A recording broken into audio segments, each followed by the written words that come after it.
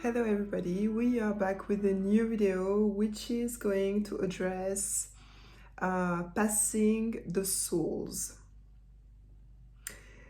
First of all, we have to understand that this is a cycle. We are souls who are living human experience. Death is just a passage between one state to another.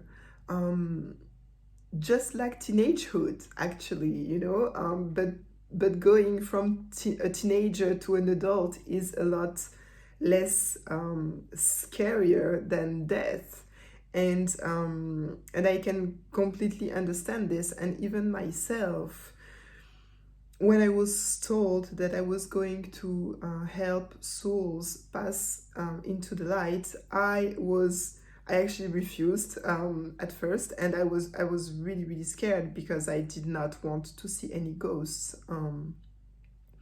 But I guess I was curious, and deep inside I accepted, and was very grateful for being able to do this.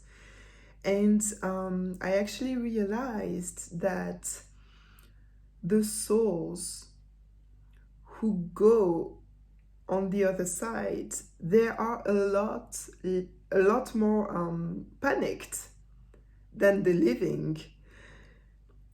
I would give an example, so I think it will speak to many.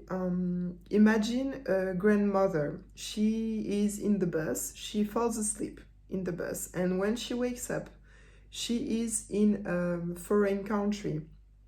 She does not understand the language. She does not understand the different signs. She does not know where she is. She is panicked. This is exactly what happens to a lot of souls. I also understood that there was no fear, to carry towards the souls, towards ghosts, because actually there's no change. The person who dies stays himself or herself, with the same consciousness, with the same beliefs, etc. Understanding and accepting death as a passage and not as a final point is very important for those who die, because it allows them to go in peace, rather than filled with fear, because the fear stays, just like the example of the old lady, of the grandmother. But it's also important to understand and accept that death is a passage for those who stay, because we need to tell things, we need to express our our sadness, we need to express how we feel to the person, when she's alive and even when she dies, because in some cases, if you have trouble to accept this death, it's kind of like you are blocking the person who cannot go towards their next step, because they are feeling your sadness so strongly. And I know that we don't see, most people don't see emotions and energies, but they are very vivid, and they can actually be clearly seen by entities. And also I do see them too. It's like a wave. I see them as waves, but it's just like I'm seeing, a chair or a door. And I know that some people also are able to see it like this, but it's really important, to be able to express all this, in order not to block people, not to block the deceased, and not to have them believe that they need to stay. And actually, there's no rule to all this. In some cases, some can go towards the light, and despite the sadness of their closed ones, and it does not mean that they love them less than the soul who is staying attached. It just means that it is actually showing the strength of the light, the strength of this calling from the light, and it relates to the moment, the exact second when the person died. If they died with a feeling of peace, they will very easily go towards the light. If they die with a feeling of anxiety, and this can just be 1 second, it's just at the moment, at the exact time of dying, if they are feeling anxiety, they are going to be panicked, and they are not going to see the light right away, and all they are going to see is people, their close ones, who are really sad, and they will be willing to stay and not see the light, etc., etc. Something that is important to say is that once the souls go in the light, they are actually able to come back and give you signs, or come in your dreams and interact with you. They are able to see a lot more things. They are able to see more globally all that is, and they are able to help also a lot more than what they used to be able to as a human, and also in this in-between phase. So it's very important to say things. It's very important to tell, to speak with peace, with respect, with love, to people, whether they are alive or deceased. But it's truly important not to keep it inside of yourself, because you are blocking yourself, and you may be blocking the person also. And I know that it may be very difficult sometimes to get over a loss. I know, but remember that this is just a step, and you are going to see these people again, once it will be your turn to actually pass on to the light. But right now, you are alive, and you are alive for a reason. You are alive because you have things to do. You have a mission to do. I will talk more about it in other videos, but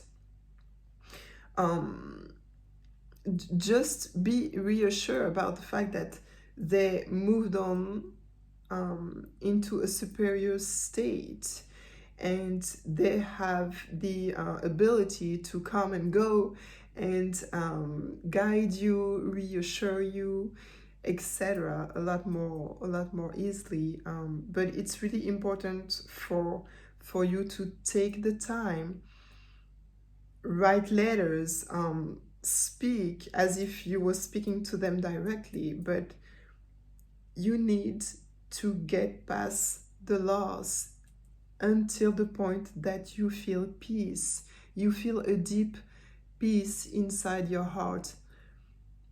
This is the objective, really, so truly do whatever it takes, whatever it is, speaking, writing letters, and take the time that you need. But reach this peace. This peace is your goal. We have to live completely. Sometimes, because of the fear of death, we limit ourselves. We don't do things. We are stressing ahead about what can happen, but we need to live. This is the objective of life. There is more than what we can see with our human consciousness. Incarnation, the goal of incarnation is to follow an individual and a collective evolution by learning the lessons that we chose to learn, and also by living the things that we chose to live. And when I say that, a lot of people tell me, no, I did not choose, to suffer. I did not choose to live this. And of course, you did not choose it with your human consciousness, but your soul chose it. Because you're living it, it means your soul chose it. And because your soul chose it, this means that you have the tools, you have all the means that are necessary to live these difficulties and to get over them. We are not on earth to live in easiness. We are not on earth to live in comfort. And I will make another video regarding all this. So back to the subject, we addressed the easy side, the side, a soul who goes into the light with more or less fear, more or less peace, and also the importance of getting over a loss for the livings. So now, for something a little less easy, what to do if we feel an entity at home, or if we are a witness of paranormal manifestations. First of all, you need to distinguish how you feel and how other people feel. What I mean with that is that if the feeling is shared by many, it means that the entity is attached to a specific location. If the feeling is unique, it means that the entity is more or less attached to the individual. And just before I go further, it can be it's not necessarily a bad entity. It can also be a good entity. It's no jumping to conclusion this early.